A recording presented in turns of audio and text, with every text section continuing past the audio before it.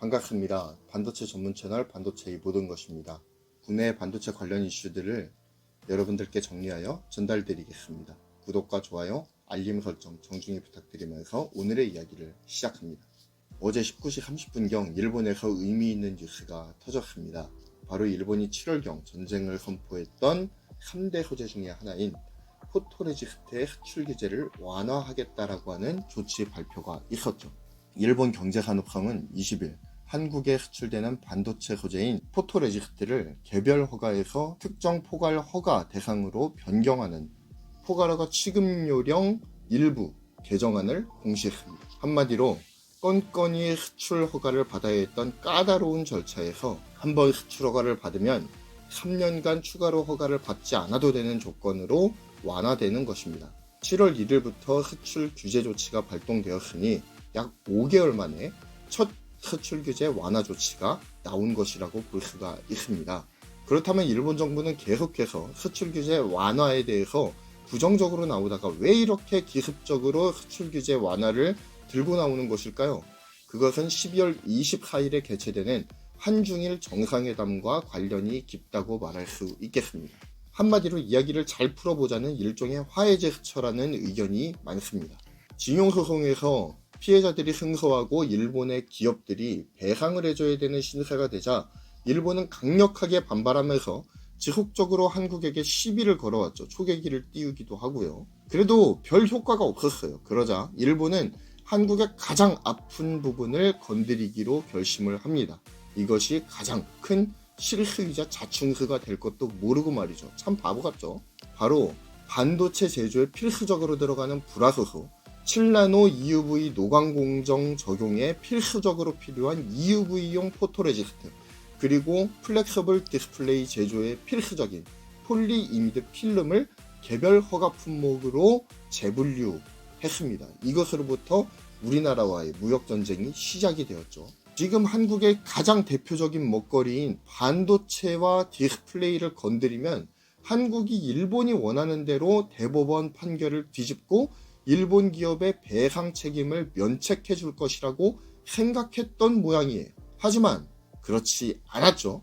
우리의 국민들은 개싸움은 우리가 할 테니 정부는 소신을 버리지 말고 의연하게 행동하라고 하면서 대대적인 일본 불매운동을 시작했습니다.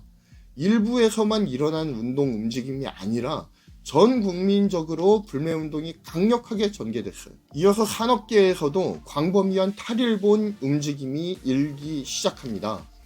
게다가 직접적으로 국민 생활에 영향을 미치는 소비재들에 대한 대대적인 불매운동으로 인해서 일본 맥주 수입액은 얼마 전에 결과가 나왔었죠. 0%가 나왔어요. 대단하죠. 그리고 유니클로는 전년 대비 70% 이상 매출이 감소했습니다. 11월 한 달 동안 히트텍을 무료로 10만 장이나 뿌려댔음에도 불구하고 이러한 수치가 나와버린 거예요. 거기에 이번 수출 규제 3대 품목을 생산하는 회사들의 순이익이 어떻게 됐죠?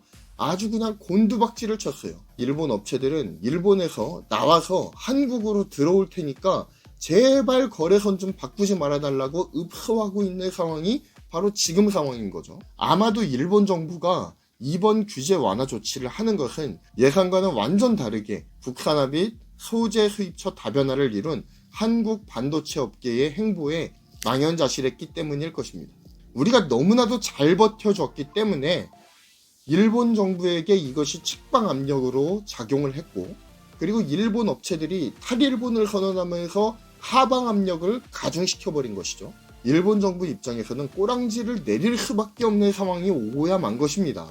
그래서 일본 정부는 일단 규제를 완화해서 내부의 불만을 달래는 동시에 한국 쪽에도 우리는 노력하고 있다. 그러니 너희도 강제징용 배상 판결을 뒤집든지 아니면 불매운동을 중앙에서 제지하든지 어떤 액션을 취해라 라고 하는 의미이겠죠. 하지만 우리 정부 이런 일본의 조삼모사 전략에 쉽사리 넘어갈 것 같아 보이진 않습니다.